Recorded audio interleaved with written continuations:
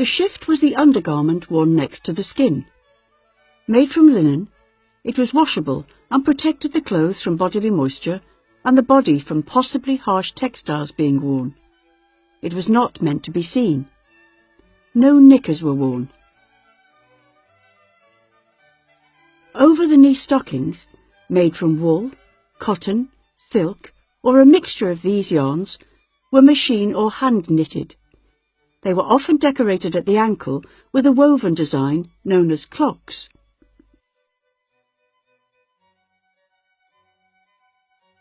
Ribbon garters were tied just above the knee. However, for walking or dancing, the garters were often tied below the knee and the stocking rolled down over them to secure everything in place.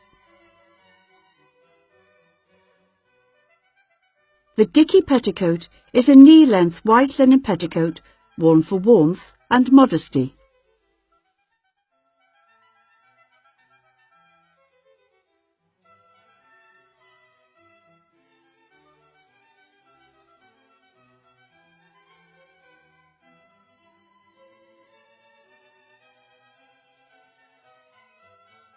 Stays were made from layers of linen and boned with strips of baleen. Some were left plain and others faced with decorative silk fabric. They altered the body to the characteristic 18th century shape of upright flat back, narrow conical waist and raised bosom.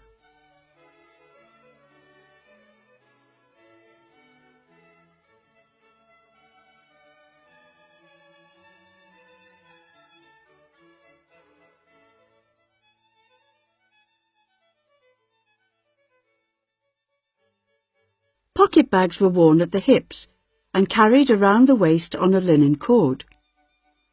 Side openings in the skirts allowed access to them. They were made from plain or decorated fabric, embroidered, or, as in this example, made from a patchwork of pieced fabrics. It was possible to lose your pockets, however, if the ties came undone. Lucy Lockett lost her pocket, Kitty Fisher found it.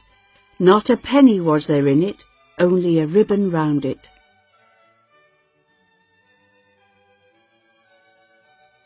Panniers, or a hip pad, were worn to lift and display the skirts and to emphasise the small waist.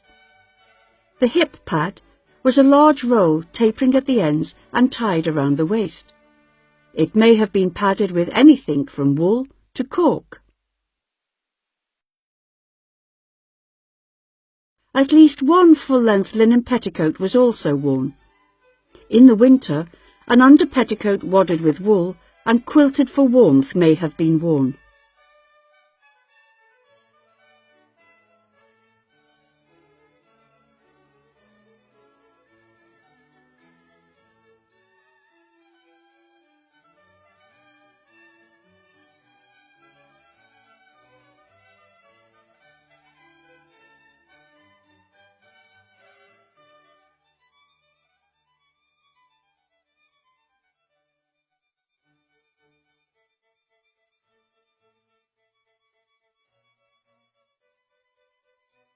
During the day, a linen or silk kerchief, or fichu, was worn over the bosom for warmth, modesty, and to protect from the sun.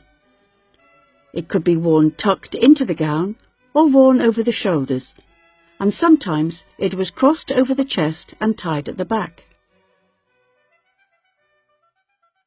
The stomacher was a decorative panel of fabric that filled the centre front bodice of a gown.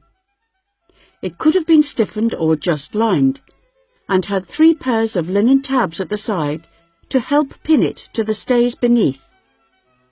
Stomachers could be highly decorated and worn with many different gowns or made of matching fabric.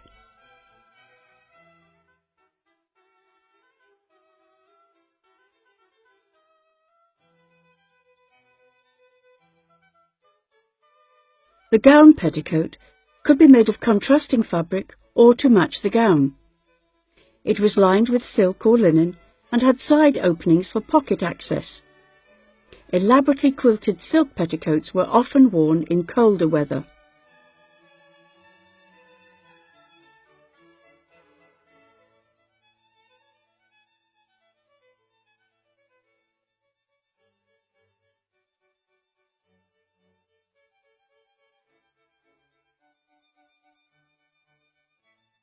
The gown is pinned into place down the side front of the stomacher with straight pins.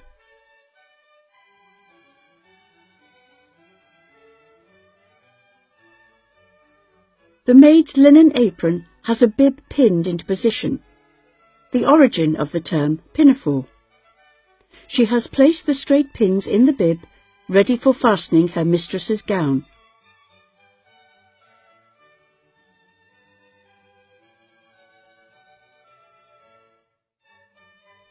Ribbons beneath the gown skirts are tied together to raise the skirts into a polonaise puff.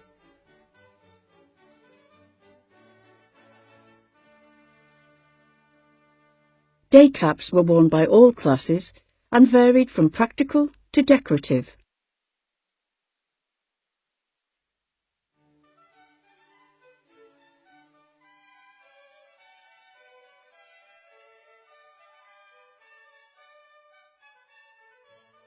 Finally, a delicate silk or embroidered muslin apron is added, which serves no purpose but to indicate the fine status of the individual wearing it.